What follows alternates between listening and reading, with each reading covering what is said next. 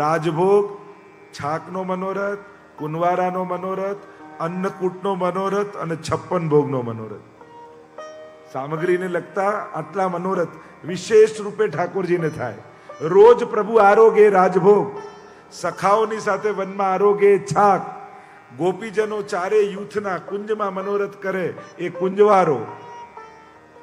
આ ગોવર્ધન યાગ સમયે પ્રભુને ધરવામાં આવે એ અન્નકૂટ, અને ઠાકોરજીના વિવાહ સ્વામીજી સાથે નક્કી થયા ત્યારે વૃષભાનજીએ સમગ્ર બ્રજને મહાભોજ આપ્યો અને બધાને બોલાવ્યા. અને એ જે ભોજ આપ્યો એ છે 56 ભોગ. 56 ભોગ એટલે 56 ટાઈપની સામગ્રી નહીં, 56 ભાવની સામગ્રી. તમે જો ક્યાંક દર્શન કર્યા હોય ને તો ઘણીવાર હવેલીમાં વ્રજ કમલનો મનોરથ થાય છે.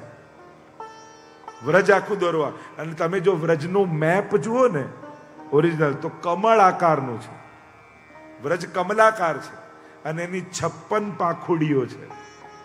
56 મુખ્ય સ્થળ છે બ્રજમાં.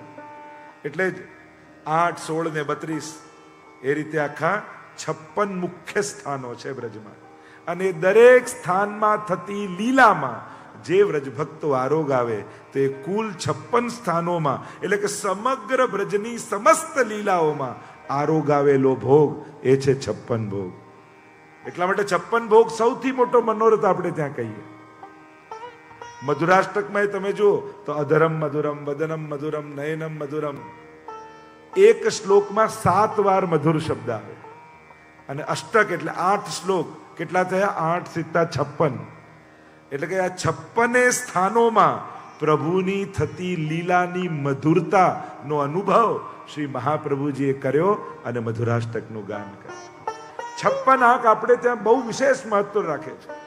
એટલે 56 ભોગની વિશેષતા છે. એટલે જ્યારે 56 ભોગ થાય ને ત્યારે વૃષભાનજી, કીર્તિજી, યશોદાજી, નંદબાબા બધાના ભાવનાજી બિરાજે. જો પ્રાચીન કોઈ દર્શન કર્યા હોય તો એ ભાવનાજી ત્યાં પધરાવવામાં આવે અને પ્રભુના વિવાહના પદ ગાવામાં આવે. અને આપણે તો વિવાહના અનેક પ્રકારના આવત હે ગઠ જોડે યા બાકી બાત ચલાવન આએ, તો પ્રભુના જે અલૌકિક વિવાહ સ્વામીજી સાથે વ્રજ ભક્તોએ કરાવ્યા, સ્વયં બ્રહ્માજીએ આવી અને વિધિ વિધાન કરાવ્યા, એ જે વિવાહ ખેલનો મનોરથ છે એ ત્રીજા પ્રકારના વિવાહ. તો આમ 3 ભગવત વિવાહની વિશેષતા આપણે ત્યાં છે. આગળની કથામાં અવલોકન કરીએ. પ્રભુ જે પૂર્ણ અવતાર હોય એ ચતુર્વ્યુહથી લીલા કરતા હોય. એટલે પ્રભુ પણ ચતુર્વ્યુહથી લીલા કરે છે. જન્મ પ્રકરણના 4 અધ્યાય છે ને. ચતુર્વ્યુહ એટલે કે પ્રદ્યુમ્ન, વાસુદેવ, સંકર્ષણ અને અનિરુદ્ધ. આ 4 વ્યુહથી લીલા થાય છે. એટલે કે વાસુદેવ વ્યુહથી પ્રભુ લીલા કરે, એમના પુત્ર થાય પ્રદ્યુમ્નજી અને એના પુત્ર થાય અનિરુદ્ધ અને સંકર્ષણ ને ભાઈ. તો આ ચતુર્વ્યુહથી પ્રભુ લે. આપણે ત્યાં દાઉજી અને ઠાકોરજી આ બંનેને જુદા નથી ગણાતા. જેમ ગિરિરાજજી પ્રભુ રૂપ છે એમ દાઉજી પણ સાક્ષાત પ્રભુ રૂપ જ છે. એટલે જ એમ દાઉજી હતા ગૌર વર્ણના, પણ જ્યાં જ્યાં પુષ્ટિ માર્ગી હવેલીમાં દાઉજીના સ્વરૂપના દર્શન કરશો તમને બધે શ્યામ રંગના દેખાશે દાઉજી. જેમ ગોરધનનાથજીનો હાથ ડાબો ઊંચો હોય ને એમ દાઉજીનું સ્વરૂપ જુઓ તો જમણો હાથ આમ ઊંચો હોય.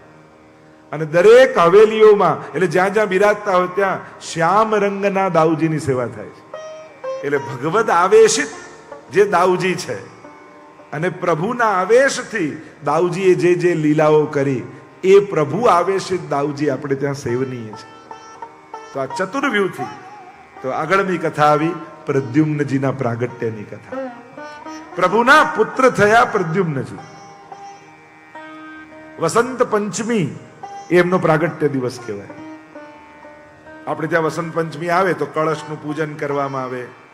આપ લોકો હવેલીમાં આદિમાં યા ઘરે જે સેવા કરતા હોય ખ્યાલ હોય, એ કળશ ઠાકોરજી આગળ વસંતનું મૂકવામાં આવે, એનું પૂજન કરવામાં આવે. કારણ એમ જોવા જાઓ તો વસંત પંચમી વસંત ઋતુ શરૂ થઈ નથી હોતી. ઋતુ પ્રમાણે જોવા જાઓ તો વસંત ઋતુનો પ્રારંભ નથી, પણ એ દિવસે પ્રદ્યુમ્નજીનો પ્રાગટ્ય દિવસ છે, પ્રભુના પુત્ર. અને પ્રદ્યુમ્નજી એ અલૌકિક કામદેવનો અવતાર છે. રામાયણમાં એવી કથા આવે છે કે જ્યારે કામદેવ મહાદેવજીને મોહિત કરવા માટે ગયો અને મહાદેવજી ત્રીજું લોચન ખોલ્યું, બળીને ભસ્મ થઈ ગયો. એટલે જ કામદેવનું એક નામ છે અનંગ, જેનું અંગ નથી, જેનું શરીર નથી. ત્યારે એમની પત્ની રડતી રડતી આવી અને કહેવા લાગી, અરે દેવાદિદેવ, મારો પતિ મને ક્યારે મળે? કહ્યું, જબ જદુબંશ કૃષ્ણ અવતારા, કૃષ્ણ તનય હોહી પતિ તોરા. જ્યારે કૃષ્ણ અવતાર થશે ત્યારે એના પતિ, ત્યારે એ કૃષ્ણના પુત્ર રૂપે તને તારા પતિ પ્રાપ્ત થશે. અને એટલે યમનાષ્ટકમાં પણ મહાપ્રભુજી સ્મરણ કરે છે ને, નમામિ યમુનામહં सकल सिद्धि है तुम मुदार, मुरारी पद पंकज स्फुरद मंदरेणोत्कटा,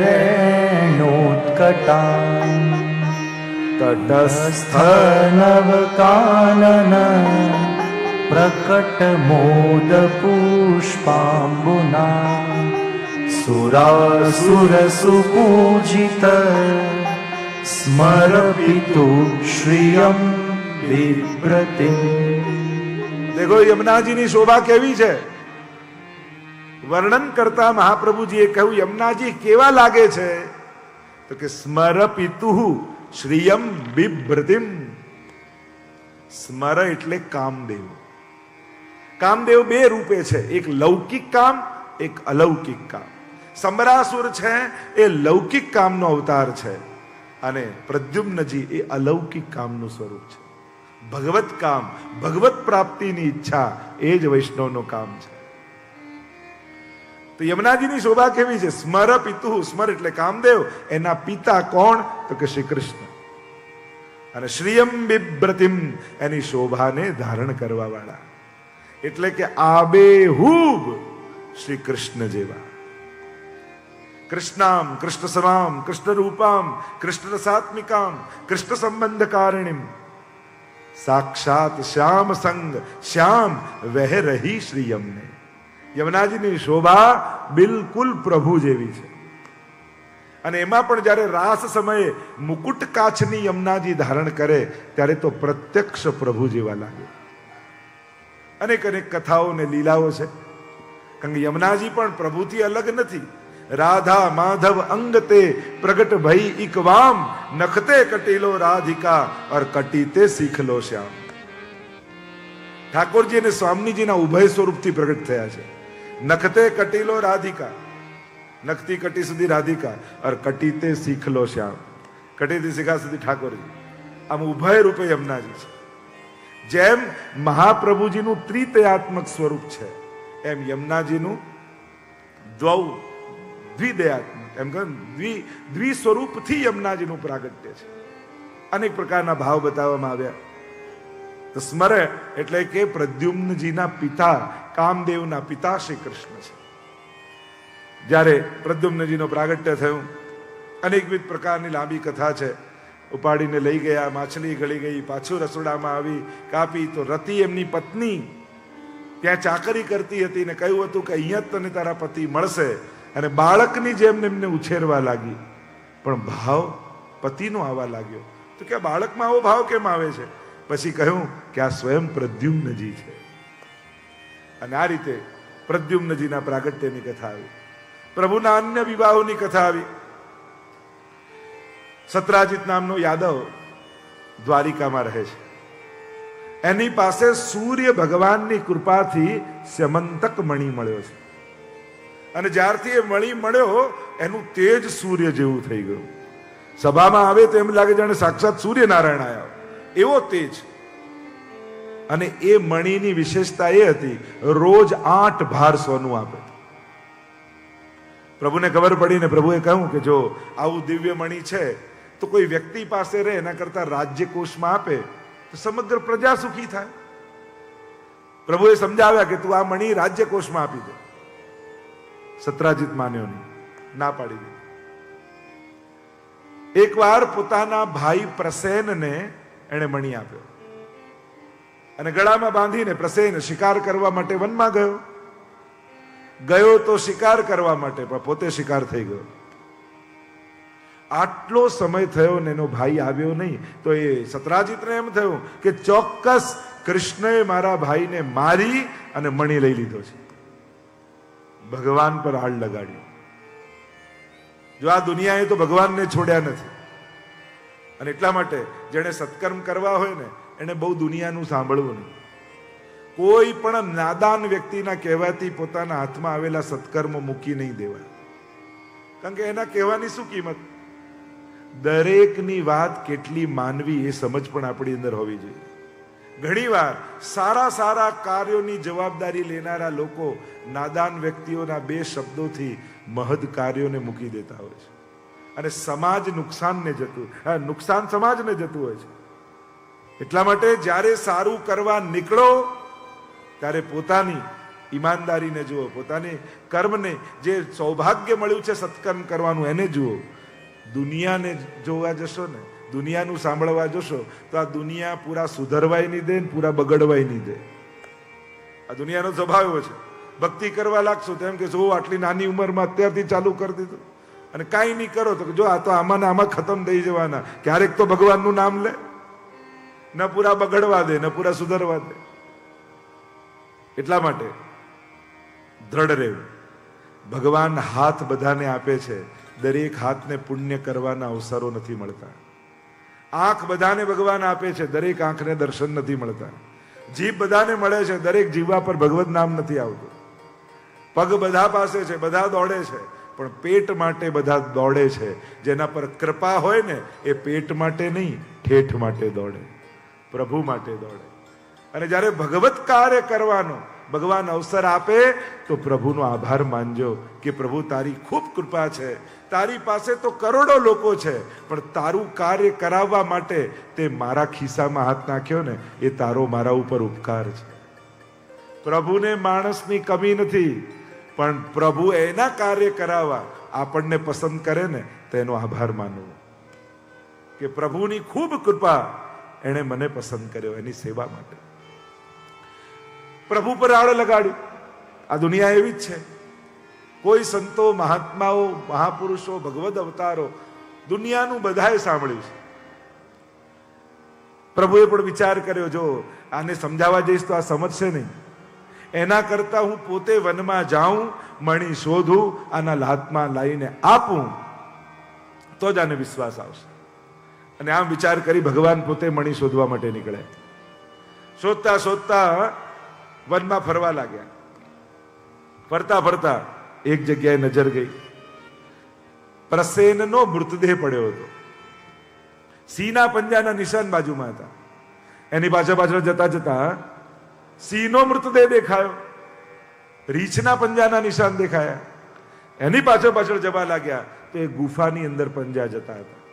જ્યાં ભગવાન અંદર પ્રવેશ કરે છે, એક રીંછે તરાપ મારી અને ભયંકર યુદ્ધ થયું. બંને વચ્ચે એવું યુદ્ધ થયું, અને રીંછ બીજું કોઈ નહોતું, રામા અવતારના જાંબુવાનજી હતા. સમબળિયા લાગ્યા થયું કે આ પરમાત્મા સિવાય બીજું કોઈ ન હોય. જાણી ગયા કે પ્રભુ પોતે છે.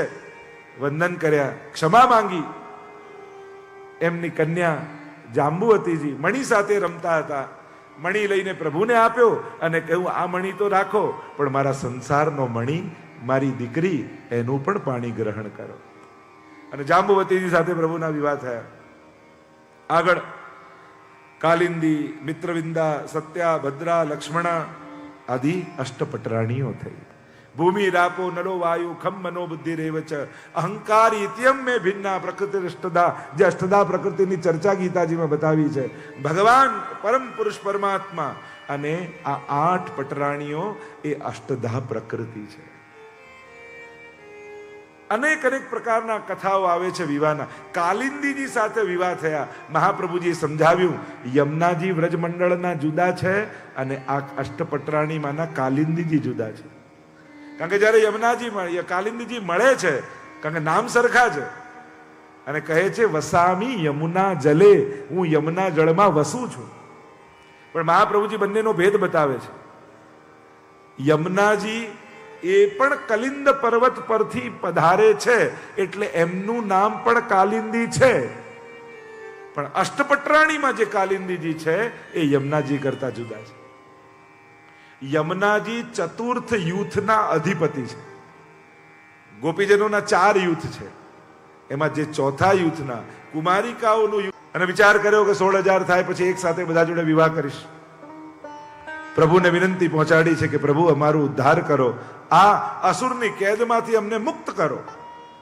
અને ભગવાન ગરુડ પર સવાર થઈ સત્યભામાજીને સાથે લઈને પધાર્યા છે. ચારે બાજુ પાણી ને વચ્ચે કિલ્લો ભૌમાસુરનો, અને મૂર નામનો દૈત્ય આ કિલ્લાની રક્ષા કરતો હતો. ભગવાને મૂરને માર્યો અને ભગવાનનું નામ પડ્યું, બોલો મુરારી ભગવાન કી જય. મહાપ્રભુજી પણ યમનાષ્ટકમાં યાદ કરે છે, મુરારી પદ પંકજ સ્ફુરદ મંદરેણુત્કટા. કોની ચરણરજ છે કે મુરારીની. કારણ કે મૂર નામનો દૈત્ય ભક્ત અને ભગવાનને મળવામાં પ્રતિબંધ દોષ હતો, અને ભગવાને એને માર્યો. એટલે કે રજ કઈ છે કે જ્યારે એ ગ્રહણ કરો છો તો ભગવાનની ભક્તિમાં જે પ્રતિબંધ આવે છે એ રજ એને દૂર કરી દે છે. એવું સામર્થ્ય યમુનાજીમાં છે. 16,000 કન્યાઓને મુક્ત કરી. જાઓ તમે બધા પોતપોતાના ઘરે જાઓ. શરણે આવી પ્રભુના. અરે એક રાત્રિ પણ કન્યા એકલી રહી જાય તો સમાજ એની નિંદા કરે છે, સ્વીકાર કરતો નથી. અને અમે તો આટલા સમયથી આ અસુરની કેદમાં છીએ, અમને અમારા નગરમાં મોકલશો, અમારા માતા પિતા અમારો સ્વીકાર નહીં કરે, નગરવાસીઓ અમને જીવવા નહીં દે, સંભળાવીને અમારે આત્મઘાત કરવાનો વારો આવશે. એના કરતા પ્રભુ આપ અમારો સ્વીકાર કરો, નહીં તો અમે આત્મઘાત કરીએ. ભગવાન ઈચ્છે તો બધાને દાસી બનાવીને રાખી શકે, પણ પ્રભુએ કૃપા કરી પ્રત્યેકને સન્માન આપ્યું છે. એક જ મુહૂર્તમાં 16,000 રૂપ ઠાકોરજી ધારણ કર્યા, અને 16,000 માંડવામાં 16,000 સાથે વિવાહ કર્યા છે. પ્રભુ પોતે 16,000 રૂપ ધારણ કરીને કર્યા.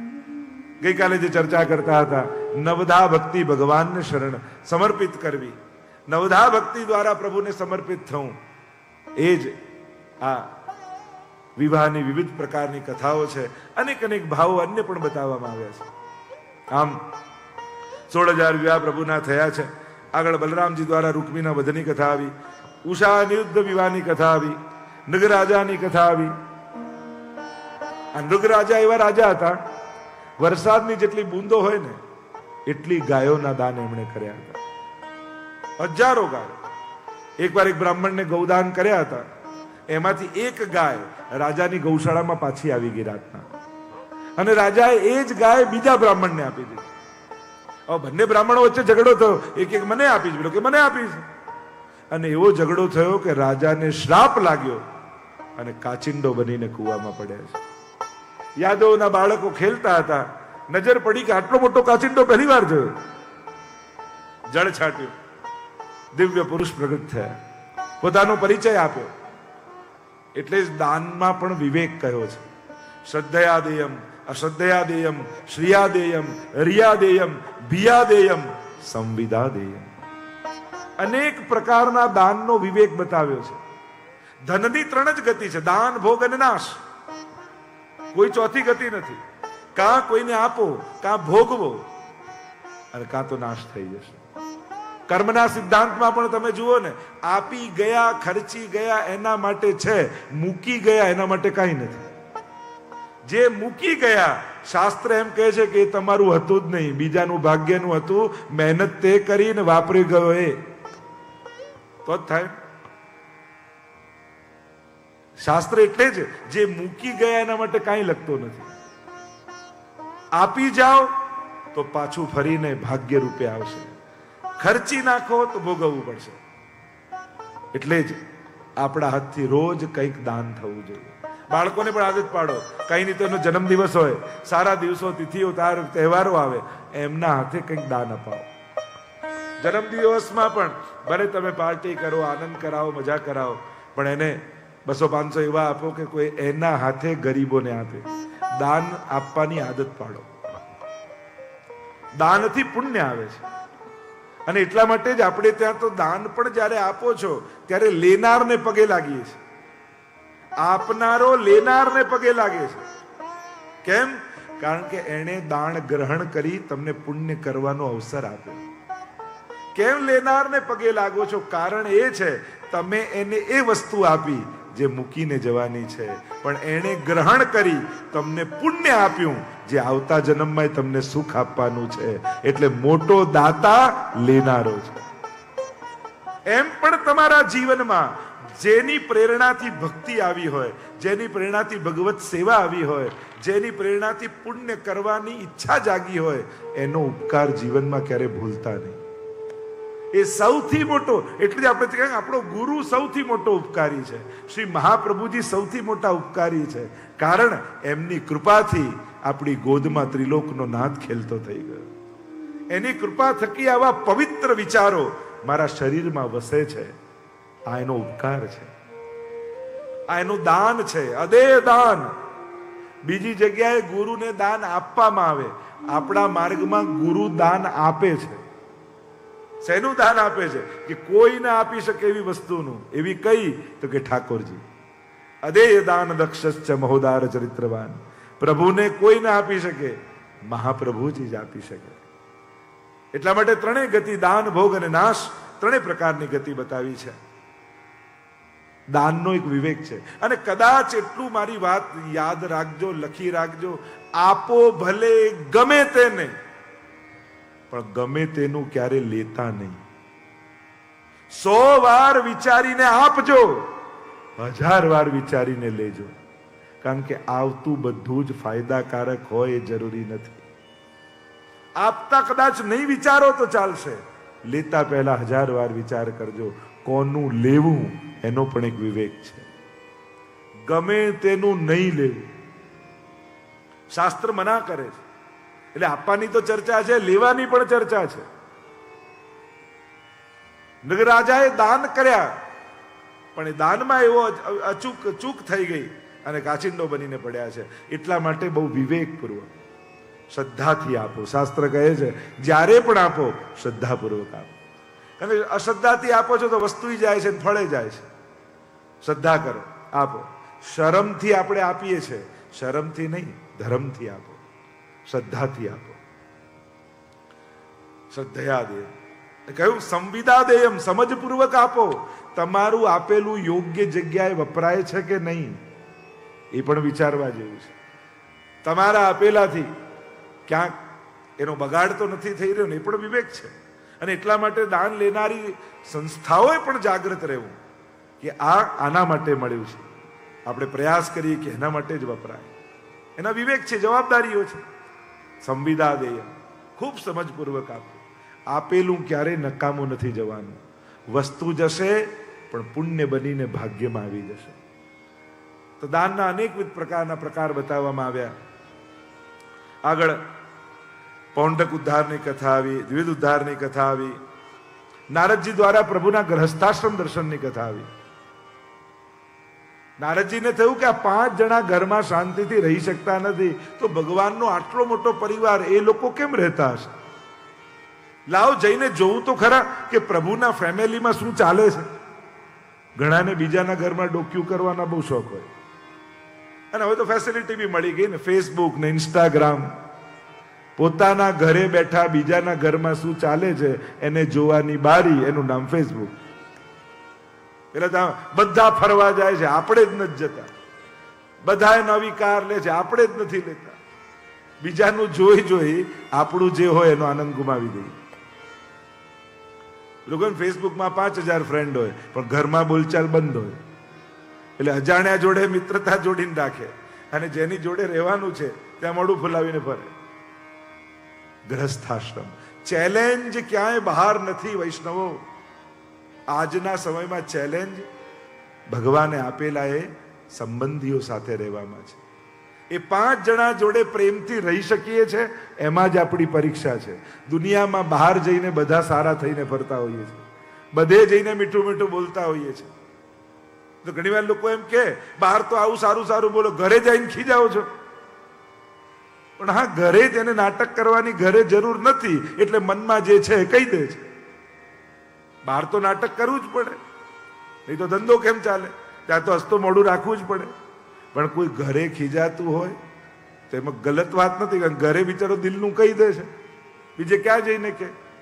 અને આદર્શ પરિવાર એ જ છે જ્યાં પ્રેમ હોય, થોડો ઝઘડો થાય, જ્યાં સૌહાર્દ હોય, જ્યાં લાગણી હોય, જ્યાં કેર હોય, આ બધું મિક્સ થઈને જ એક સ્વસ્થ પરિવાર બને છે ને. કોઈ પરિવારની પરિવારિતા, કોઈ આદર્શ પરિવાર એવો થોડી હોય કે પેલા પતિ બહારને આવીને ઊભા હોય ને પત્ની એમ કે આઈએ નાથ પધારીએ, આપકે લીએ ભોજન તૈયાર હૈ. આવું કઈ મહાભારત જેવું થોડી બોલે બધા.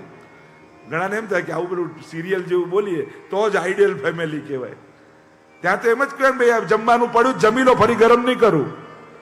ઘરે તો એવું જ હોય ને. તો આ તો પરિવાર છે, ત્યાં નાટકની ક્યાં જરૂર છે? માણસ જેવો છે દિલ ખોલીને કહે છે. મૂળ વાત એ છે પારિવારિક ભાવના છે કે નહીં. કદાચ સુખ આવ્યું ને જુદા જુદા સારા ઘર થયા, મકાન ભલે જુદા પડે, મન જુદા ન પડે એની સાવધાની રાખવી. સુખ આવે તો વ્યવસ્થા કરે, માણસ આનંદથી રહે, એમાં થોડી કોઈ કમી છે કે ના બધા એ ભેગા રહેવા માટે એક જ ઓરડામાં પુરાયેલા રહે. ભેગા રહેવાનો અર્થ ભેગા થઈને જીવવાની વાત છે, બીજાના સુખ દુઃખમાં જોડે રહેવાની વાત છે, એકબીજાની ક્યાંક આવશ્યકતામાં ઊભા રહેવાની વાત છે કે હું ઊભો છું ને તું તારે કર, હું તારી સાથે છું ને. આમ ભેગું એક ભાવના છે, એને ફૂટપટ્ટીથી નહીં માપવાનું કે કોણ કેટલા ડિસ્ટન્સમાં છે અને કોણ ક્યાં રહે છે. એ તો વ્યવસ્થા છે. જેમ જેમ પરિવાર મોટા થતા જાય એમ બધા પોતપોતાની વ્યવસ્થા કરતા જાય, પણ એ ભેગા જ છે જુદા રહીને પણ, જે દરેક પોતાના સુખ દુઃખમાં સાથ આપે છે. અમારા ઠાકોરજી શ્રી કૃષ્ણ સંબંધોથી ભાગતા નથી શીખવાડતા, સંબંધોને નિભાવતા શીખવાડે છે. તમે દરેક સંબંધમાં ઠાકોરજીને કૃષ્ણને મૂકીને જુઓ. દીકરો કેવો હોય કૃષ્ણ જેવો, ભાઈ કેવો હોય કૃષ્ણ જેવો, મિત્ર કેવો હોય કૃષ્ણ જેવો, પતિ કેવો હોય કૃષ્ણ જેવો. અનેક સંબંધોમાં તમે જુઓ, એના જેવો સંબંધી તમને કોઈ નહીં મળે. અમારા ઠાકોરજી જવાબદારીઓથી ભાગવાની વાત નથી કરતા, સામે આવીને જવાબદારીઓ નિભાવવાની વાત કરે છે. તમે એક એક જવાબદારીઓ જો હોય, માતા પિતાની હોય, પ્રભુએ નિભાવી. દેવકીજીએ કહ્યું મારા 6 બાળકો મરી ગયા, એ પાછા જોઈએ છે તો લઈને આવ્યા. એક ભાઈ તરીકેની જવાબદારી જુઓ. પાંડવો સાથે કેટલા વર્ષ સુધી એમની મદદમાં હસ્તિનાપુર આદિ રહી અને યુદ્ધ જીતાડ્યું. બહેન સુભદ્રા અર્જુન સાથે પરણા, કેટલા કેટલા તમે એક એક સંબંધોમાં તમે જુઓ. મિત્ર કેવો હોય તો સુદામાને જઈને પૂછો. દરેક સંબંધો નિભાવ્યા છે ઠાકોરજી. ગ્રહસ્થાશ્રમ દર્શન કરવા માટે નારદજી આવ્યા છે. ધન્ય ગ્રહસ્થાશ્રમો કહ્યું છે, ગ્રહસ્થાશ્રમ ધન્ય છે. તમે જે આશ્રમમાં છો, દુનિયામાં જેટલા સંન્યાસીઓ જોઈતા હતા એટલા થઈ ગયા છે. હવે સારા ગ્રહસ્થીઓની દુનિયાને જરૂર છે. સારા પિતાની જરૂર છે, સારી માતાની જરૂર છે, સારા ભાઈની જરૂર છે, સારા દીકરાની જરૂર છે, સારા સંસારીઓની બહુ જ જરૂર છે. એટલે જે સંન્યાસ લીધો એને વંદન, પણ હવે દુનિયાને જોવા જાઓ ને તો છોડીને જનારા કરતા જવાબદારી લઈને નિભાવનારાઓની વધારે જરૂર છે. અને એટલે તો ઘણી વાર એમ થાય જ્ઞાતિઓના પણ સંમેલન થાય ને ત્યારે એવોર્ડ અપાય, પણ કોને અપાય? બિઝનેસમાં આગળ આવ્યો એ, ભણવામાં પહેલો આવ્યો એને. અરે તમારી સામાજિક સંસ્થા છે, આર્થિક સંસ્થા થોડી છે. તમારે સામાજિક ભાવનાને પ્રોત્સાહિત કરવી જોઈએ. આદર્શ પિતાનો એવોર્ડ હોવો જોઈએ, જેણે બધાને ભેગા કરીને રાખ્યા. આદર્શ વહુનો એવોર્ડ હોવો જોઈએ, આદર્શ દીકરીનો એવોર્ડ હોવો જોઈએ, આદર્શ પતિનો એવોર્ડ હોવો જોઈએ. અને આ રીતે કરો તો સામાજિક ભાવનાને પ્રોત્સાહન મળે સમાજમાં. એનો કે આપણે એને વધારાનું માનીએ છીએ, વધારાનું માન્યતા ચાલતું રહ્યું અને એટલા માટે હવે સંબંધો તૂટવા લાગ્યા, કારણ કે એનું પ્રોત્સાહન નથી. સફળતા આપણે એને જ માનીએ છીએ અને સફળતા ચેક કરવા પાસબુક જ જોઈએ છે. આ તો એની આર્થિક સફળતા છે. એની સામાજિક સફળતાનું શું? એની સાંસ્કૃતિક સફળતાનું શું? એની બૌદ્ધિક સફળતાનું શું?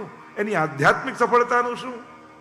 અને એટલા માટે સમાજમાં સામાજિક ભાવના વધે એના માટે સામાજિક સંસ્થાઓએ પ્રોત્સાહન અપાય એવા કાર્યો કરવા જોઈએ.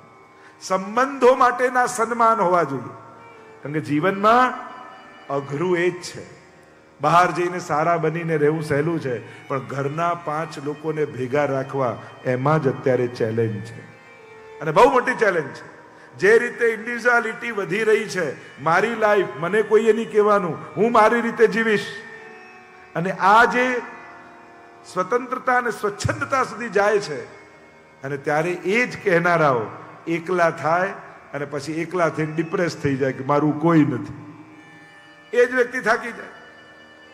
જ્યારથી નાના બાળકોના રૂમ જુદા થયા ને ત્યારથી ડિપ્રેશનની સંભાવનાઓ વધી ગઈ.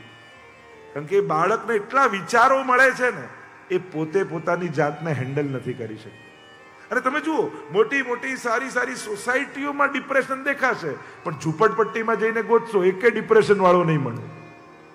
કોઈ એમ કે અભાવથી આવે છે, તો અભાવથી નથી આવતું, વિચારથી આવે છે. જ્યારે તમારા વિચારો નેગેટિવ થવા લાગે છે, અને હવે પાછું ઊંધું થઈ ગયું, પહેલા ના મળ્યું એનું ડિપ્રેશન હતું, હવે બધું મળી ગયું એનું ડિપ્રેશન આવે છે. લો, લાઈફમાં ઇન્ટરેસ્ટ જ જતો રહ્યો, 40 યર્સમાં તો બધું મેં મેળવી લીધું, હવે શું જીવીને કરવાનું. લોકોની જીવન જીવવાની ઈચ્છા ખતમ થઈ રહી છે, અને આ સમાજ માટે બહુ ખતરનાક છે. 40 સુધી પહોંચતા પહોંચતા વેસ્ટર્ન કન્ટ્રીઝમાં એવું થઈ રહ્યું છે, 40-50 સુધી તો એમ થાય કે બસ હવે બધું થઈ ગયું, હવે જીવીને શું કરવાનું. જીવન જીવવાની ઈચ્છા ખતમ થઈ જાય, અને આ ખતરાની ઘંટી છે. સારો પરિવાર હશે ને તો માણસને હૂંફ જીવાડી દેશે. ઘણીવાર સંજોગો વિપરીત થાય, માણસ થાકે, એકલો પડે, પરિવારમાં આવે ને ત્યારે એને એવી હૂંફ મળે કે પાછું બળ મળી જાય જીવવાનું. દુનિયાની વિચિત્રતા જે છે, દુનિયામાં મોટા મોટા નેતાઓ, મહાપુરુષો થયા, જેણે મોટા મોટા સંગઠનો દુનિયામાં ઊભા કર્યા, એ લોકો પણ ઘરના 5ને ભેગા નથી રાખી શક્યા. તમે ઇતિહાસ ચકાસી દો, જેટલા મોટા મોટા નેતાઓ, મહાત્માઓ થયા, બધે ભગવાન દેખાયા, પણ ઘરના 5માં ના દેખાય. દુનિયાની તકલીફ જ એ છે. બહાર મોટા મોટા સંગઠનો ઊભા કરવા સહેલા છે, ઘરના 5ને ભેગા રાખવા અઘરા છે. ચેલેન્જ માણસની ત્યાં જ હોય છે, અને અત્યારના સમયમાં કઠિન છે. જે રીતે સ્વતંત્રતાની વિચારધારા નાનપણથી બાળકોને આવે, એટલે સ્કૂલોમાં પણ પ્રયાસ એ કરો કે પારિવારિક ભાવના એમની અંદર પેદા થાય. જ્યારે જ્યારે પરિવારનો દિવસ ઉજવાય, આપણે ત્યાં હિન્દુ સંસ્કૃતિમાં દરેક પ્રકારના પ્રસંગો છે, એટલે સ્કૂલથી ટ્રાય. કારણ કે જ્યારે ઘણીવાર શું થાય છે, ઇંગ્લિશ ભણવા મોકલીએ લેંગ્વેજ, અને ઇંગ્લિશ કલ્ચર શીખીને આવી જાય છે. આપણે પ્રયાસ કરીએ છીએ કે લેંગ્વેજ શીખે અને શીખી જાય છે કલ્ચર. અને એટલા માટે ભલે અંગ્રેજી મીડિયમ હોય, પણ એમાં વાત ઇન્ડિયન હોવી જોઈએ, ભારતીય સંસ્કૃતિની હોવી જોઈએ, એની વિચારધારાની હોવી જોઈએ. કારણ કે જ્યારે એકલતા, સ્વચ્છંદતા, હું મારું કરી લેનારો, મારે કોઈની જરૂર નથી, આ વિચારધારાને જ્યારે પ્રોત્સાહન મળે છે, તો આગળ જઈને સમાજને બહુ નુકસાન થાય છે. અને એનું કાર્ય આપણે સ્કૂલમાંથી કરવું પડશે. પાઠશાળાઓમાં બાળકોને મોકલો. હવેલીમાં પાઠશાળા ચાલે છે, નક્કી કરો કે મારા બાળકને હું મોકલીશ. તમારા બાળકને તમારો બનાવી રાખવો હોય ને, તો એને ધર્મના સંસ્કાર આપજો, તો એ તમારો બનીને રહેશે. જો ધર્મ જતો રહ્યો તો પછી તમારા માટે પણ લાગણી નહીં રહે. પ્રભુનું ગૃહસ્થાશ્રમ જોવા માટે નારદજી આવ્યા છે. દરેક મહેલમાં જાય, જુએ તો ક્યાંક બાળકો સાથે રમી રહ્યા છે, ક્યાંક પત્ની સાથે ઈંડોળે ઝૂલી રહ્યા છે, ક્યાંક ભોજન કરી રહ્યા છે. દરેક ઘરમાં પ્રસન્નતા નારદજીને દેખાઈ. એમને થયું 5 જણા પ્રસન્નતામાં નથી રહેતા, તો આટલો મોટો પરિવાર કેમ રહેતો હશે. એટલે જ આપણા મહાપ્રભુજીની પણ વિચારધારા શું હતી, ગુસાઈજીની વિચારધારા શું હતી? 7 ઘર જુદા બનાવવાની નહોતી, 7 ઘરા બનાવવાની હતી. કે 7 લાલજી વહુજી સાથે એક ઘરમાં બધા રહે. નિત્ય પ્રતિ ક્ષણું ક્ષણું શ્રી વલ્લભનો આપણે 9મા આખ્યાનમાં બોલીએ છીએ, નિત્ય પ્રતિ ક્ષણું ક્ષણું સમરીએ રે શ્રી વલ્લભનો પરિવાર રે રસના શ્રી પુરુષોત્તમ પ્રગટિયા રે જગતનો કરવા ઉદ્ધાર રે નિત્ય પ્રતિ ક્ષણું ક્ષણું સમરીએ શ્રી વલ્લભનો પરિવાર રસના. પારિવારિક ભાવના આપણે ત્યાં એ પહેલેથી રહી છે, અને એટલા માટે આ ભાવના સાથે, આ મહાપ્રભુજીની વિચારધારા સાથે જ્યારે આગળ જઈએ છીએ, ત્યારે સમાજને પણ એની પ્રેરણા મળે છે. તો આ ભાવના છે, પ્રભુએ પણ પરિવારમાં રહીને બતાવ્યું છે, એ પારિવારિક ભાવના બતાવી છે. અને એટલા માટે ભાગવત સાંભળ્યું છે. એક વસ્તુ ચોક્કસ કરજો, કુટુંબમાં કે પરિવારમાં જેની સાથે પણ કંઈક મનદુખ થયું હોય, જો તમારા તરફથી કંઈક બોલાઈ ગયું હોય તો કોઈ સંકોચ વગર કથા બાદ એને હાથ જોડી સોરી કહી આવજો, માફ કરજો, એ સમય બોલાઈ ગયું, હવે ભાગવત સાંભળ્યું, મારા મનમાં હવે કાંઈ નથી. અથવા તમે કોઈનું કર્યું અથવા તમારું કોઈ અપમાન કર્યું હોય, કાંઈ પણ કર્યું હોય, કોઈની મન દુઃખ તમારું થયું હોય, તો આજે ભાગવત આગળ છેલ્લો દિવસ છે, અહીંયા આવી એ વ્યક્તિને તમે તમારા તરફથી માફ કરી દેજો કે જા મેં તને માફ કર્યો, તે ભલે કાંઈ પણ કર્યું પણ તારા માટે હવે મારા મનમાં કોઈ કચવાટ નથી. આજ રાગ દ્વેષથી મુક્ત થવું એ જ તો મુક્તિ છે. कुछ इस तरह मैंने अपने को आजाद किया, कुछ इस तरह मैंने अपने को आजाद किया, कुछ लोगों से माफी मांगी, कुछ लोगों को माफ किया. बस છૂટી જવું, મુક્ત થઈ, ક્યાં સુધી બંધાયેલા રહેવું, એ ગાંઠ જોડે. ભાગવત સાંભળ્યા છે, જન્મ મરણથી મુક્તિ મળે તો પછીની વાત, કમથી કમ સંસારના આ રાગ દ્વેષના બંધનોથી તો આજે તમારી બધી ગાંઠો ખોલી નાખજો. માફી માંગી લેજો અને માફ કરી દેજો દિલથી. એવું હળવું લાગશે ને, ક્ષમા કરી દો. અરે સોરી, ક્ષમા માટે પણ રાહ કેમ જોઈ કે પેલો સોરી કે? આપણા ક્ષમા એ સદગુણ છે. કોઈ પણ સદગુણને પરાધીન નહીં બનાવવું. પેલો સોરી કહી દે તો હમણાં માફ કર્યું, એ પણ રાગ કામ શા માટે જોવાની? આપણે આપણા તરફથી માફ ન કરી દી. કોઈ માંગે પછી જ આપવું જરૂરી થોડી છે. આપણા હૃદયથી ક્ષમા કરો. ગ્રહસ્થાશ્રમ શ્રેષ્ઠ આશ્રમમાં તમે છો. એટલે ઠાકોરજી સાથે પણ મહાપ્રભુજી કેવો સંબંધ જોડ્યો જો. એ આત્મા પરમાત્માનો સંબંધ ઠાકોરજીનો નથી બતાવ્યો, આપણે ત્યાં કેવો બતાવ્યો?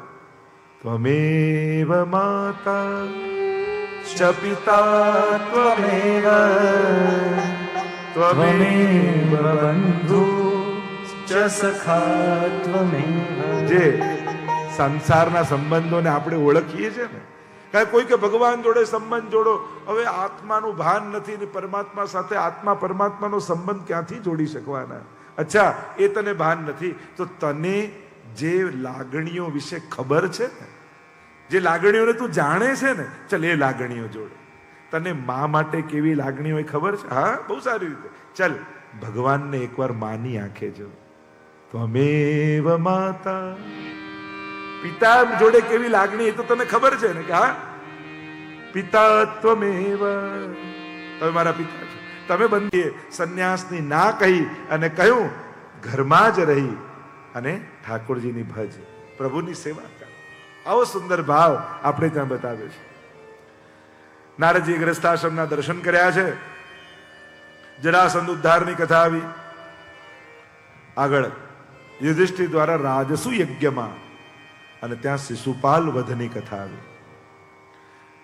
રાજસુ યજ્ઞ કર્યો છે યુધિષ્ઠિરે. બધાને જીતવા, એક છેલ્લે જરાસંઘને જીતવાનું બાકી રહી ગયું અને ભગવાન ભીમ અને અર્જુનને લઈને જરાસંઘ પર વિજય કરીને આવ્યા. રાજસુ યજ્ઞની તૈયારીઓ ચાલી રહી છે. જેને જેને જેવી આવડત એવી જવાબદારીઓ. જો આપણે કથામાં કેમ કહીએ, આ ચપ્પલની ના જવાબદારી કરશે, સ્ટેજની આ રાખશે, માળાજી આમને સોંપો, પ્રસાદની વ્યવસ્થા આમને સોંપીશું. જેને જેને જેવી યોગ્યતા હોય એ પ્રમાણે કેવી જવાબદારી બધા. તો રાજસુ યજ્ઞમાં પણ એમ થયું, બધા પાંડવોએ નક્કી કર્યું જેની જે આવડત એમાં એની જવાબદારી સોંપી દેવી. સૌથી પહેલા ભીમનો વારો આવ્યો, ભોજનની જવાબદારી બધી મારી. અને જે જમવાનો શોખીન હોય ને એને જ જમવાની જવાબદારી આપી, નહીં તો રોજ ખીચડી જ ખવડાવે. ક્યાં કઈ જરૂર છે, ના તો ક્યાં પચવાનું છે, ના તો ક્યાં ખવડાવવાનું. આ સિઝનમાં ક્યાં આમ ખરી કરીને કાંઈ બનાવવા જ ના દે, પોતાને પચતું ના હોય. જે જે વાતનો નિષ્ણાત હોય, જેમાં રસ હોય એને જવાબદારી સોંપી. ભીમને સોંપી. દુર્યોધનને દાન આપવાનું સોંપ્યું કે લે આ ભંડારની ચાવી, તિજોરીની ચાવી, જેટલા બ્રાહ્મણો આવે ને દાન તું આપજે. બધાએ કહ્યું દુર્યોધનને અપાય તો બધું ખતમ કરી નાખશે. કહ્યું ના, એના હાથમાં પદ્મનું નિશાન છે, એ જેટલું આપશે ને એનાથી ડબલ બીજા દિવસે આવી જશે. એના હાથમાં પદ્મ છે. અને દુર્યોધનને થાય જલ્દી તિજોરી ખાલી થાય તો સારું, 2 માંગે ને 4 આપે, 4 આપે ને 8 આવી જાય. છેલ્લો વારો આવ્યો ઠાકોરજીનો, પ્રભુનો, કે પ્રભુ આપ કઈ જવાબદારી લેશો? પ્રભુ કે મેં તો મારી સેવા નક્કી કરી રાખી છે. કઈ? જેટલા મહાત્માઓ આપણા યજ્ઞમાં આવે ને એના ચરણ પખારવાની સેવા હું કરીશ. અને જેટલા મહાત્માઓ આવે છે સ્વયં પ્રભુ કેસરવાળું જળ કરી એમના ચરણોને પખારે છે, એનું સ્વાગત કરે છે. આમ પ્રભુ મહાત્માઓની સેવા કરે. યજ્ઞમાં અગ્ર પૂજા કોની કરવી એની ચર્ચા ચાલી. આપણે કાંઈક મંગલ રૂપ પ્રભુનું સ્મરણ કરી અને આપણા સત્કાર્યો કરતા હોઈએ છીએ. કારણ કે જેની શરૂઆત ભગવાનના નામથી થાય ને એ કાર્યની સફળતા ભગવાન કરી દેતા હોય છે. અને એમ પણ હું તો ઘણી વાર કહું ને, પેલું શર્ટનું પહેલું બટન બરાબર લાગે ને તો બાકી બધા બટન બરાબર લાગી જાય, પણ પહેલું ખોટું લાગે ને તો બધા ખોટા લાગે. એટલે કાર્યની શરૂઆત સુંદર, શુભ અને મંગલમય હોવી જોઈએ. અને મંગલમય કોણ છે? તો કે મંગલમ ભગવાન વિષ્ણુ, મંગલમ ગરુડધ્વજ. મંગલ રૂપ નિધાન સાંભળો, મંગલ રૂપ નિધાન. એટલે તમારા ઘરે કોઈ પણ મંગલ પ્રસંગ આવે તો સૌથી પહેલા ઠાકોરજીને યાદ કરજો, વૈષ્ણવનો સત્સંગ કરાવજો, કણિકા પ્રસાદ લેવડાવજો, પ્રભુનો મનોરથ કરો. આજ આપણે ત્યાંની પરંપરા છે. હરિગુરુ વૈષ્ણવનું સ્મરણ કરી અને પછી મંગલ કાર્યનો પ્રારંભ થાય. અહીંયા પસંદગી ઠાકોરજી પર આવી. વિરોધ નોંધાવ્યો શિશુપાલે. અરે આ ગોવાળિયાની પહેલી પૂજા થતી હશે, અરે આ ચોરની પૂજા પહેલી થતી હશે. 100 અપશબ્દો ભગવાનને બોલ્યો. પ્રભુ તો કૃપાળુ છે ને, અદ્ભુત કર્મણા છે પ્રભુ. અને અદ્ભુતતા શું છે? અસાધનમ સાધનમ કરોતી ઇતિ અદ્ભુતમ. અસાધનને પણ સાધન બનાવી દે. અપશબ્દ એ કોઈ ઉદ્ધારનું કારણ હોય? ભગવાને વિચાર કર્યો, શિશુપાલ તે મને 100 વાર યાદ કર્યો, લાવ તારો ઉદ્ધાર કરી દો. અને ભગવાને શિશુપાલનો ઉદ્ધાર કર્યો છે. સુંદર કથાઓ છે. આગળ સુદામા ચરિત્રની કથા આવી અને વર્ણન કરતા ભાગવતમાં કહ્યું, કૃષ્ણસ્યાસિત સખા કશ્ચિત બ્રાહ્મણો બ્રહ્મવિત્તમઃ વિરક્ત ઇન્દ્રિયાર્થેષુ પ્રશાંતાત્મા જીતેન્દ્રિય. કૃષ્ણસ્યાસિત સખા કશ્ચિત. ભગવાન કૃષ્ણનો કોઈ એક સખા. જો મધુરાષ્ટકમાં આપણે કહીએ સખ્યમ મધુરમ, પ્રભુના કેટલા સખા થયા? સૌથી પહેલા બ્રજમાં જોવા જાઓ તો શ્રીદામા, સુબલ, અર્જુન આ બધા વ્રજના સખા છે. અને એ જ સખાઓ અષ્ટ સખા બની અને શ્રીનાથજી પ્રગટ થયા ત્યારે પાછા પધાર્યા. તો આ સખાઓ બ્રજના પ્રભુ પધાર્યા મથુરા, અને મથુરામાં ઉદ્ધવજી ભગવાનના સખા છે. ઉદ્ધવજીને સખા કયા છે? પ્રધાન તો છે પણ સખા પણ છે. એ જ રીતે દ્વારિકા લીલામાં આવો અને અહીંયા હસ્તિનાપુર આવો તો અર્જુનને પણ ભગવાન ઘણી વાર સખેતી મત્વા કહી અર્જુનને પણ સખા રૂપે સન્માને છે. એમ જોવા જાઓ તો ગોપીઓએ પણ ગોપી ગીતમાં સખા કહીને પ્રભુને બોલાવે છે. અને દ્વારિકા લીલામાં આવો, સુદામા ભગવાનના સખા છે. વર્ણન કરતા કહ્યું, કૃષ્ણ સ્યાસિત સખા કશ્ચિત. કોઈ એક સખા કેવો છે? બ્રાહ્મણો બ્રહ્મવિત્તમ. બ્રાહ્મણ છે, લૌકિક ધન નથી પણ બ્રાહ્મણત્વનું ધન, ભગવત ભજનનું ધન છે. બ્રાહ્મણ પાસે પોતાની સાધનાનું બળ હોવું જોઈએ. વિરક્ત ઇન્દ્રિયાર્થે શું? ઇન્દ્રિયોની બહુ લાલસા ને લોલુપતા નથી. પ્રશાંત આત્મા, પરમ શાંત છે, જીતેન્દ્રિય છે. એવો ભગવાનનો એક સખા. સખા કોને કહેવાય? પાપમાં સાથ આપે એને સખા ન કહેવાય, પાપ કરતા રોકે એને સખા કહેવાય. ત્યાં નીતિશાસ્ત્રમાં તો ભર્તુહરિ પણ સખે ને સખા કોને કહેવાય એની ખૂબ સુંદર ચર્ચા કરે છે. અનેક પ્રકારની ચર્ચાઓ કે સખાના લક્ષણ કેવા કહેવાય, કોને મિત્ર. કારણ કે અત્યારના સમયમાં યુવાનો માટે ઘરના માતા પિતા કરતા પણ મિત્રો વર્તુળનો વધારે પ્રભાવ હોય છે. અને નક્કી થાય કે આ વ્યક્તિ કેવો થશે તો એનું ફ્રેન્ડ સર્કલ કેવું છે એના પર ડિપેન્ડ થાય. એટલે મિત્ર બનાવતા પહેલા બહુ વિચાર કરજો. સહજ છે. પાપ કરવામાં માણસને મજા આવે એટલે પાપમાં જે સાથ આપે એને મિત્ર માનીએ. ભર્તૃહરિ કહે છે પાપાન નિવાર્યતિ. પહેલું લક્ષણ, જે પાપ કરતા રોકે મિત્ર. યોજ્યતે હિતાય, શુભ કાર્યમાં જે જોડે મિત્ર છે. ગુહ્યમ ચ ગુહતી, ગુપ્ત વાતને ઢાંકે. ગુણાન પ્રગટી કરોતી, તમારી ભીતર રહેલા છુપાયેલા ગુણોને જે વિકસાવે. આપદ ગતમ ન જહાતી, વિપત્તિના સમયે ભાગી ન જાય. દદાતી કાલે, જરૂર હોય ત્યારે પોતાનું બધું જ આપવા તૈયાર થઈ જાય, એને મિત્ર કહેવાય.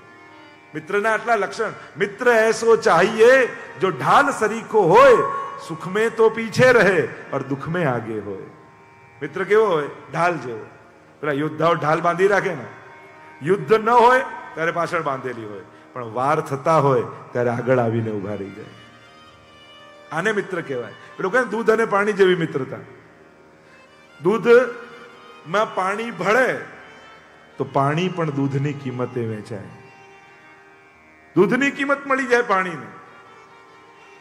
અને પાછું જ્યારે ઉકાળવામાં આવે ત્યારે જો પાણી બળી જાય તો દૂધને થાય મારો મિત્ર ગયો, હવે હું જીવીને શું કરીશ. એ ઉભરાઈ ઉભરાઈને અગ્નિમાં પડવા લાગે. અને પડવા લાગે ત્યારે પાછો પાણીનો છાંટો મારો અને મિત્ર મળે એટલે પાછો ઉભરો બેસી જાય. મિત્રતા તો આવી હોય જે જીવનના દરેક પાસાઓમાં એનો સાથ અને સંગાથ હોય. પોતાનું સામર્થ્યનું પ્રદર્શન ન કરે, સામર્થ્યથી સાથ આપે. આ ભગવાનના સખા સુદામાપુરીમાં રહે છે. નિષ્કંચનતા છે. જો ભક્તોના જીવનમાં એક શબ્દ વપરાય છે, લક્ષ્મીનો સંકોચ છે, ધનનો સંકોચ છે. એટલે કે જેના ઘરે ભગવાન છે તો લક્ષ્મીજીને જતા પણ સંકોચ લાગે છે.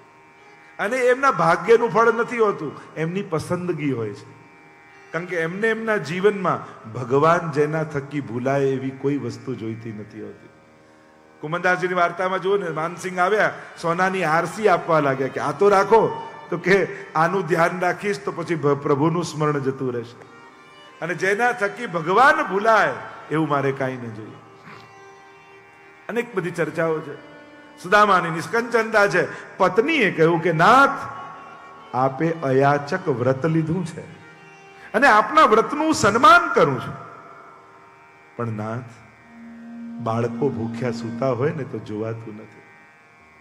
એ ભૂખ્યા પેટે રાતના જ્યારે મને એમ કહે કે માં દૂધ પીવું છે અને લોટ પાણીમાં ઘોળીને પીવડાવીને સુવડાવી દઉં, ભૂખ્યા પેટે સૂતા બાળકોના ચહેરા જોઉં ને ત્યારે મારું મન ખિન્ન થઈ જાય છે. નાથ, આપના યાચક વ્રતનો હું સન્માન રાખું છું, પણ આ બાળકોનું શું? એણે શું બગાડ્યું છે? નાથ, મેં સાંભળ્યું છે દ્વારિકાનો નાથ આપનો મિત્ર છે.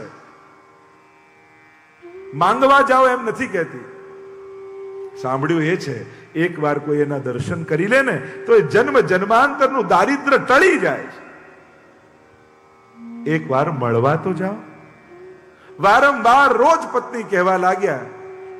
સુદામાજીને એમ થયું કે આ પત્ની નથી બોલતી, મને એમ લાગે છે દ્વારિકાધીશને મને મળવાની ઈચ્છા થઈ લાગે છે, અને એટલા માટે પત્નીની જીવવા પર બેસી અને મને આમંત્રણ આપી રહ્યો છે. ઘણીવાર ભગવાન સીધું નથી કહેતા. કોઈ મહાત્માના મુખે, કોઈ સ્વજનના મુખે બોલાવડાવે. એ આપણી સમજદારી જોઈએ કે ઓળખી જઈએ કે હમણાં વ્યક્તિ નથી બોલ્યો, ભગવાન મને કોઈ ઈશારો કરી રહ્યો છે. એ સમજ આપણી અંદર હોવી જોઈએ કે હમણાં આ વ્યક્તિ આવું બોલે નહીં આવા સમયે, પણ ચોક્કસ પ્રભુ કંઈક સંકેત કરી રહ્યા છે. એ ઓળખવાની એ સમજદારી આપણી અંદર હોવી જોઈએ. સુદામાને થયું પ્રભુ બોલાવતા લાગે છે, એને મળવાની ઈચ્છા થઈ લાગે છે. કહ્યું ઠીક છે, તું કહે છે કાલે જ હું દ્વારિકા માટે નીકળીશ. ફરી કહ્યું પણ પ્રભુ પાસે જાઉં છું, ખાલી હાથે કેમ જવાય? એને શું આપીશ? વિચાર કરો, આવા દારિદ્રના સમયમાં પણ જે પ્રભુને આપવાનો વિચાર કરે ને એ જ ભગવાનનો મિત્ર હોઈ શકે છે. શું માંગીશ એનું લિસ્ટ કરવા નથી બેઠા, પ્રભુને શું આપીશ એનો વિચાર કરે છે. 4 મુઠ્ઠી તાંદુલ ભરી દીધા, પોટલી બાંધી સવારના સમયે એક ધોતી ને ઉપરણો પહેરી સુદામાજી નીકળ્યા છે દ્વારિકાધીશને ત્યાં જવા માટે. ચાલતા ચાલતા થોડા રસ્તે આગળ વધ્યા, થાક્યા છે, ભૂખ્યું પેટ છે, થયું લાવ થોડી વાર સૂઈ જાઉં. વૃક્ષ નીચે સૂઈ ગયા. પ્રભુને થયું મારી પાસે મારો ભક્ત આવી રહ્યો છે, એ 10 ડગલા ચાલે તો 90 ડગલા હું ઉપાડી લઉં. યોગ નિંદ્રામાં સુડાવ્યા, ઉપાડ્યા, દ્વારિકાની બહાર લાવીને મૂકી દીધા. અને જ્યાં દ્વારિકાની બહાર આવીને સૂતા છે, સમય થયો, જાગ્યા સુદામા. ચારે બાજુ જુએ તો સુવર્ણમય દ્વારિકા ચળકી રહી છે. પૂછ્યું કોઈને, આ કઈ કઈ નગરી છે? અરે આ તો દ્વારિકાધીશની દ્વારિકા છે. અરે હું આવી પણ ગયો. શોધતા શોધતા દ્વારિકાધીશ ક્યાં મળશે? કહેવાય છે કે સત્યભામાજીના મહેલમાં ભગવાન બિરાજતા હતા. શોધતા શોધતા સુદામાજી પહોંચ્યા છે. જો ઘણી કથા ભાગવતમાં હોય, ઘણી ભક્તો ને સંતો દ્વારા ભાવિત કથા હોય, અનેક પ્રકારથી સુદામા ચરિત્ર ગવાય છે. દ્વારપાલો રોકે છે, ન જવા દે. અરે એક વાર જઈને દ્વારિકાધીશને કહી દો એમનો મિત્ર સુદામા બહાર ઉભો છે, એ ના પાડશે તો હું નીકળી જઈશ. તને એક વાર કહ્યું ને નીકળી જા. જો તારા જેવા લોકોને રોજ મળવા જાય તો રાજકાજ ક્યારે કરે ભગવાન? નીકળ. બીજી ત્રીજી વાર થયું અને હવે તો હૃદય ભરાઈ આવ્યું સુદામાજીનું. નેત્રોમાં જળજળી આવી ગયા.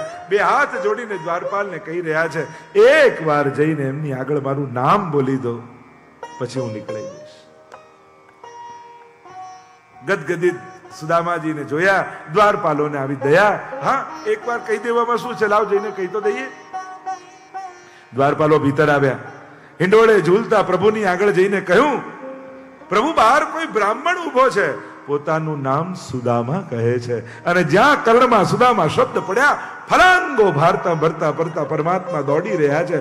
પીતાંબર હવામાં ઉડતું જાય, ફલાંગો ને છલાંગો ભરતા ભરતા પરમાત્મા મહેલની બહાર આવી સુદામાને બાત ભીડી દીધી. અરે મિત્ર, આટલા સમય તને મારી યાદ આવી, આવ આવ આવ કરીને ભીતર લઈ ગયા. સોનાના સિંહાસન પર પોતાના પધરાવ્યા છે સુદામાજીને. અષ્ટપટરાણીઓને કહ્યું, જલ્દી ગરમ જળ કરીને કેસર વાળું લાવ, આના ચરણ પખારું. આટલો ચાલીને આવ્યો છે. જલ લાવે એના પહેલા તો પ્રભુ પોતાના અશ્રુ બિંદુઓથી સુદામાના ચરણ પખારી રહ્યા છે. પાણી પરાત કો છુયો નહીં, અસુવન જલ સે પગ ધોય. આઠે પટરાણીઓ અવાક બનીને જુએ છે, આટલા આટલા મોટા રાજા મહારાજાઓ આવ્યા, પણ આવું સ્વાગત તો પ્રભુએ ક્યારે કોઈનું નથી કર્યું. એવો ત્યાં કોણ છે? આશ્ચર્યથી જોવા લાગ્યા સુદામાની સામે. બપોરના સમય પછી ભોજનનો સમય થયો છે. ભોજનના સમયે પ્રભુએ પોતાના વસ્ત્રો આપ્યા, સ્નાન કરાવ્યા, શૃંગાર પહેરાવ્યા, ભોજન કરવા બિરાજ્યા સુદામા સાથે. ભોજન કરતા કરતા નાનપણના પ્રસંગોને યાદ કરવા લાગ્યા. સુદામા, તને યાદ છે સાંદીપનીના આશ્રમમાં આપણે ભણતા? અરે પ્રભુ કેમ બોલાય? એક દિવસ યાદ છે, રાજા મહારાજાઓના દીકરા ત્યાં ભણે અને હું ગરીબ બ્રાહ્મણનો દીકરો એકલો ભોજન કરતો, કોઈ મારી જોડે બેસે નહીં. પણ પ્રભુ ત્યારે મને યાદ છે, તમે તમારી થાળી લઈને મારી બાજુમાં આવીને બેસતા, પોતાની થાળીમાંથી કોળીઓ કરી કરીને મારા મોઢામાં મૂકતા હતા. કેમ ભૂલું આપનો એ પ્રેમ? તો સુદામા, તને એ યાદ હશે, એક દિવસ ગુરુમાએ લાકડા લેવા માટે આપણને મોકલ્યા યજ્ઞ માટે. 2 મુઠ્ઠી ચણા તારી ખિસ્સામાં ભરી દીધા ને કહ્યું કે બંને વાટીને ખાજો. અને સુદામા, તું એકલો ખાઈ ગયો હતો.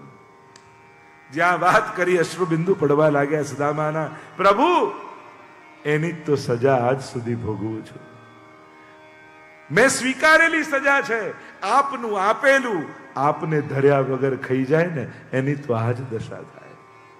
જેણે આપ્યું છે, જેનું છે, એને કોળીઓ આપવા તૈયાર ન થાય, એની તો આજ દશા થવી જોઈએ. આ દારિદ્ર એ કાંઈ મારા ભાગ્યમાં લખેલું નહોતું, મારું સ્વીકારેલું દારિદ્ર છે. કહ્યું, ચલ છોડ સુદામા, ભૂલી જા બધી વાતો, અને ભૂલી જા કહીને માનો એના બધા કર્મોને સમાપ્ત કરી દીધા. અરે ભાભીએ મારા માટે મોકલ્યું તો હશે કઈ? સંકોચથી સંતાડતા લાગ્યા. પોટલી ભગવાને ઝૂંટવી, ખોલી. અરે તાંદુલ, આનાથી અધિક તો મને બીજું કાંઈ પ્રિય નથી. 1 મુઠ્ઠી, 2 મુઠ્ઠી, ત્રીજી મુઠ્ઠી. રાણીઓએ હાથ પકડ્યો. શું હવે અમને આપી દેશો કે શું? કુબેરનો વૈભવ પરમાત્માએ 3 મુઠ્ઠી તાંદુલ આરોગી અને સુદામાના ઘરમાં ભરી દીધો. ઝૂંપડા ને મહેલ બનાવી દીધું. પણ સુદામાને ખબર નથી કે પ્રભુએ કેવી કૃપા કરી છે. સુદામા તો મિત્ર માનીને આનંદથી રહે છે. થોડા દિવસ વ્યતીત થયા એટલે ચિંતા થઈ, હું તો અહીંયા આનંદ કરું છું, પણ મારી પત્ની અને બાળકોનું શું થયું હશે? અરે એ કઈ રીતે જીવતા હશે? એ શું ભોજન કરતા હશે? હું પણ અહીંયા આવી ગયો, હવે મારે પાછા જવું જોઈએ. આવ્યા પ્રભુ પાસે ને વિનંતી કરવા લાગ્યા કે પ્રભુ, હવે મને આજ્ઞા આપો, હું પાછો જાઉં. પ્રભુ કહે, જાય એનો વાંધો નહીં, પણ મારા વસ્ત્ર, મારા શણગાર. પાછા એ ફાટેલા વસ્ત્રો સુદામાને લઈને આપ્યા. સુદામા મનોમન આભાર માને છે, પ્રભુ બહુ કૃપા કરી, જો કંઈક આપ્યું હોત ને તો નજરથી નજર મિલાવીને હું વાત ન કરી શક્યો હોત. પણ સુદામાને ક્યાં ખબર છે કે કુબેરનો વૈભવ પરમાત્માએ ભરી દીધો છે. આજ તો માણસ આપે ને ભગવાન આપે એનો ફરક.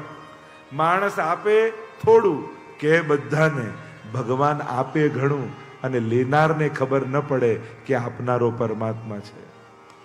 બીજાને ન કહેવું હોય તો જુદી વાત, જમણા હાથની વાત ડાબા હાથને ન ખબર પડે તો જુદી વાત, પણ લેનારને ખબર ન પડે કે આપનારો ઈશ્વર હતો. ભગવાન એ રીતે આપે છે. અહીંયા સુદામાએ પાછા જૂના વસ્ત્રો પહેરી લીધા, બાત ભીડી પરમાત્મા સાથે ભેટ્યા છે. બંનેની આંખો ભીંજાઈ, એકબીજાને જોતા કહેવા લાગ્યા, હવે કોણ જાણે ફરી ક્યારે મળીશું. હા પ્રભુ, ખૂબ કૃપા કરી, આપે મને ખૂબ આનંદ કરાવ્યો, હવે હું મારા ઘરે જાઉં. પ્રભુ કે ઠીક છે. ધીમે ડગલે સુદામા આગળ વધ્યા. જ્યાં દરવાજે આવ્યા અને પાછળથી પ્રભુએ અવાજ લગાવ્યો, સુદામા. ધીમે રહીને પાછળ વળીને સુદામા જોયા. જોયું તો પ્રભુની આંખમાં આંસુ છે. સુદામાના પણ નેત્રો ભીંજાયા. સુદામા તું જાય છે? હા પ્રભુ, હવે જવું છે. ફરી કોણ જાણે આપણે પાછા ક્યારે મળીએ. આટલા વર્ષે પાછા મળ્યા, હવે કાંઈ ખબર નથી. હા પ્રભુ, ક્યારે મળીએ કે ન મળીએ કાંઈ ખબર નથી. સુદામા, મારી એક વાત, એક ઈચ્છા પૂરી કરીશ. હા પ્રભુ, આજ્ઞા કરો. સુદામા, તારી કોઈ નિશાની મને આપતો જાય. સુદામાને સંકોચ થયો કે મારી પાસે તો કાંઈ નથી, હું પ્રભુને શું આપીને જાઉં? પ્રભુ, મારી પાસે તો કાંઈ નથી. સુદામા, તારી પાદુકા મને આપતો જાય. અરે મારી પાદુકા? લોકો આપની પાદુકા રાખે, મારી પાદુકાને આપ શું કરશો? ના સુદામા, મારી ઈચ્છા છે, તારી પાદુકા મને આપતો જા. એને જોઈ જોઈને હું તને યાદ કરીશ. જેવી આપની પ્રભુ ઈચ્છા. ખૂણામાં પાદુકા કાઢી ખુલ્લા પગે સુદામા દ્વારિકાના બજારમાં નીકળ્યા. અને હવે તો આઠે પટરાણીઓનો પિત્તો ગયો. હદ કરો છો પ્રભુ. એની પાદુકા પણ લઈ લીધી. ખુલ્લા પગે જાય, સારું લાગે દ્વારિકાની બજારમાં? ભગવાનનો મિત્ર આ રીતે જાય? પ્રભુ કહે, હું ઈચ્છું છું કે ખુલ્લા પગે દ્વારિકામાં સુદામા નીકળે. પણ કેમ? પ્રભુ કહે, ખુલ્લા ચરણારવિંદથી બ્રજને તો મેં પાવન કર્યું, પણ દ્વારિકાને પાવન કરવાનું સામર્થ્ય મારામાં નથી. સુદામા જેવા ભક્તો જ્યારે ખુલ્લા પગે દ્વારિકામાં નીકળશે ને, તો સુદામાના કૃપાથી, એના સ્પર્શથી દ્વારિકા ચોથું ધામ બની જશે. આવા સંજોગોમાં પણ માંગવાના બદલે મને જમાડીને જતો હોય ને, એ તો ચાલતો ફરતો તીર્થ છે, અને એના ચરણોના સ્પર્શ થાય તો દ્વારિકા મારું ચોથું ધામ બની જાય. અને સુદામા ચાલતા ચાલતા પહોંચ્યા છે સુદામાપુરી. ઝૂંપડું દેખાતું નથી ને સોનાના મહેલ ઉભા છે. ગભરાયા. અરે કોઈ રાજાએ ચઢાઈ કરી દીધી, ઝૂંપડું તોડી નાખ્યું. મંદિર દેખ ડરે સુદામા, મંદિર દેખ ડરે સુદામા, મંદિર દેખ ડરે. यहाँ तो थी मेरी राम मड़ैया, मैया, यहाँ तो थी मेरी राम मढ़ैया। कंचना महल खड़े सुदामा, मंदिर देख डरे सुदामा, મંદિર દેખ ડરે. અરે મારું ઝૂંપડું ગયું, અરે મારા બાળકો ક્યાં, મારી પત્ની ક્યાં ગભરાવા લાગ્યા. એટલામાં રાણીનું વસ્ત્ર પહેરી, શિંગાર પહેરી દોડતી સ્ત્રી દેખાઈ, નજીક આવી. અરે નાથ, ઠાકોરજી કી કૃપા હો ગઈ, કુબેરનો વૈભવ પરમાત્મા ગયો. हो एक तरफ तो हाथी झूलाता है, एक तरफ